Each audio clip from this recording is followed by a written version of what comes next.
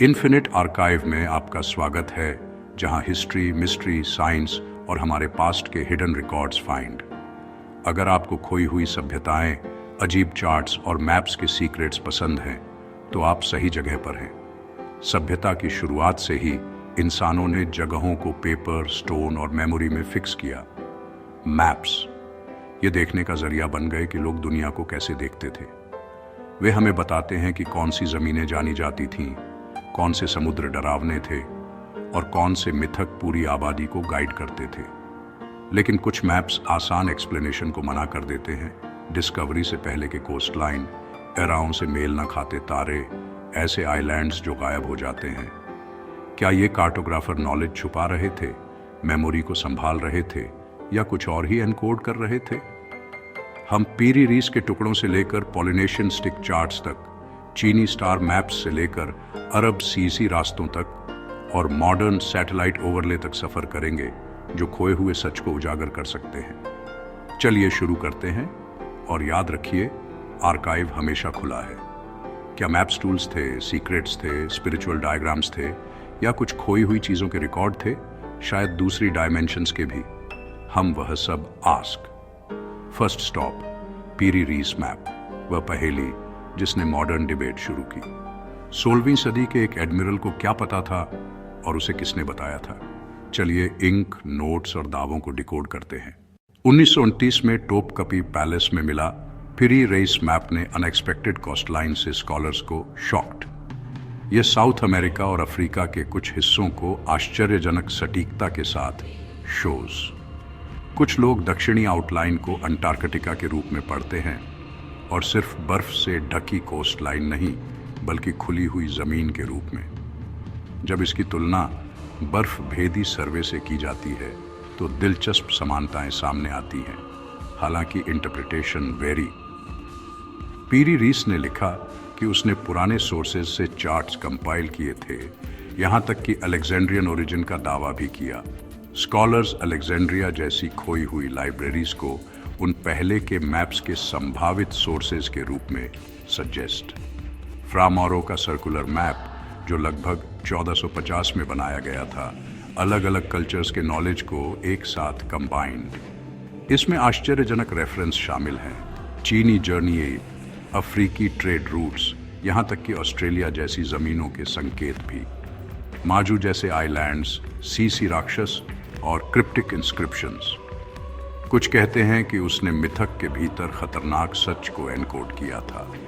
एक ऐसी दुनिया में जहां सिद्धांत द्वारा पुलिसिंग की जाती थी, फैक्ट को रूपक के साथ फाउंडना ज्ञान को संरक्षित करने का एक तरीका हो सकता था। फ्रा मौरो का काम हमें याद दिलाता है कि मध्यकालीन मैप्स ग्लोबल कोलैबोरेशंस थे, कई आवाज़ों से वोवन। अगला, स्वर्ग के मैप्स, चीनी स्टार चार्ट्स और वे मंडला जो सिर्फ स्पेस से बढ़कर थे।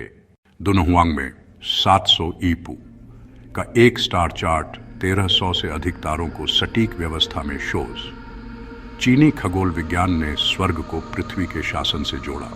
आकाश का मानचित्रण राजनीतिक और आध्यात्मिक था। दुनहुआंग चार्ट पर कुछ तारामंडल अपने युग के दृश्यमान आकाश से मेल नहीं खाते, जो पुराने तारे की स्थिति के संरक्षण का सजेशन देते हैं। क्या यह गलती थी, या अक्षीय बदलावों से आकार लिए गए पहले के आकाश का अवशेष? इंडिया में मंडला कॉस्मोस के मैप्स हैं, लेयर्ड, सिंबॉलिक, फिजिकल और मेटाफिजिकल प्लेन्स को मैप करते हुए। वे मॉडर्न सेंस में नेविगेशनल चार्ट्स नहीं हैं, वे अंदरूनी और बाहरी दुनिया में यात्रा करने के निर्देश हैं। स्वर्ग का मानचित्रण शासकों को मान्य करता था, सांसारिक अधिकार के लिए एक कॉस्मिक मिरर। पूरे एशिया में मंदिर और शहर खगोलीय पैटर्न्स के साथ संरेखित थे, मैप्स पत्थर में निर्देश थे। अगर स्टार चार्ट्स और मंडला रियलिटी की अलग अलग लेयर्स को एनकोड करते हैं, तो मैप्स मल्टी डायमेंशनल टूल्स हो सकते हैं। सीजों के पार, दूसरे लोग मोशन को ही मैपिंग। आगे, पॉलिनेशियन स्टिक चार्ट्स।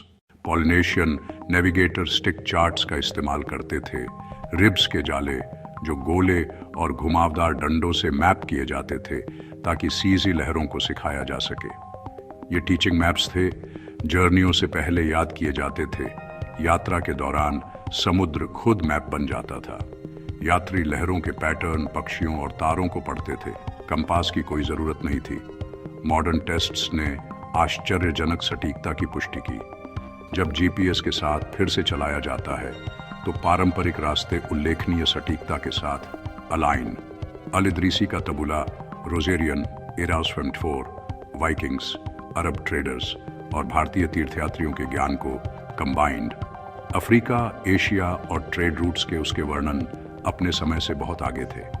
मैप्स में फैंटम आइलैंड्स शामिल थे, हाई ब्राजील, थुले, लेमुरिया, ऐसी जगहें जो दिखती हैं, गायब हो जाती हैं या नेवर एग्जिस्टेड। कुछ डूबी हुई जमीनों की याददाश्त हो सकती है, कुछ नेविगेशनल एरर्स और कुछ शायद symbolic warnings. Maps cultural memory के भंडार के रूप में काम करते हैं।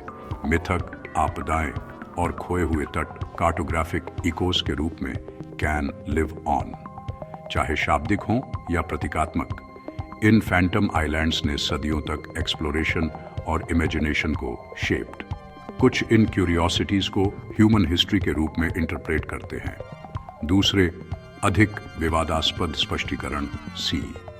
हम सनसनीखेज और विद्वतापूर्ण दोनों की जांच करेंगे। क्या सबूत है, क्या व्याख्या है। अटलांटिस से लेकर मू और लेमुरिया तक मैप्स ने गायब हुई सभ्यताओं की संभावना को केप्ट अलाइव। पुनर्जागरण के मानचित्रकारों ने कभी कभी इन जमीनों को लाक्षणिक रूप से रखा। शाब्दिक और नैतिक दोनों लेसन्स। विवादास्पद आवाजें एक्स्ट्रा टेरेस्ट्रियल इनपुट का प्रस्ताव करती हैं। समकालीन तकनीक से एक्यूरेसी बियॉन्ड, ये दावे अनुमानित रहते हैं। मुख्य धारा के विद्वान पहले मानवीय स्पष्टीकरण सीख। संस्कृतियों में हमें आकाश देवता, स्वर्ग से शिक्षक और हेवनीय मैप्स के मिथक फाइंड। ऐसी कहानियों को प्रतीकात्मक, स्मरणीय या यदि कोई असाधारण परिकल्पनाओं को स्वीकार करता है, बाहरी संपर्क के सबूत के रूप में can be red. Maps political होते हैं। अथॉरिटीज ने ट्रेड और बिलीफ को कंट्रोल करने के लिए जियोग्राफिक नॉलेज को छुपाया या सप्रेस्ड। रीड्रॉन मैप्स का उपयोग साम्राज्यों को स्थापित करने, लोगों को मिटाने और यह आकार देने के लिए किया गया है कि क्या इज रिमेंबर्ड। सॉन्गलाइंस, कॉस्मोग्राम्स और मंडला सिर्फ भूगोल से अधिक चार्ट करते हैं, वे पैतृक और आध्यात्मिक पथों को मैप। क्या कुछ मैप्स बदले हुए राज्यों या रियलिटी की समानांतर परतों के पोर्टल हो सकते हैं? यह एक उत्तेजक लेकिन दिलचस्प विचार है।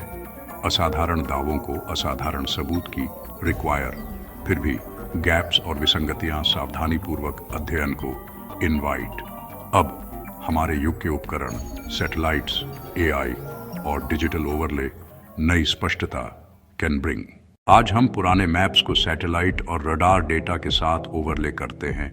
कभी कभी आश्चर्यजनक कोरिलेशन अपीयर। एआई फी की स्याही को रिस्टोर कर सकता है, अंडर ड्राइंग्स को रिवील कर सकता है और मिटाए गए नोट्स को रिकवर कर सकता है।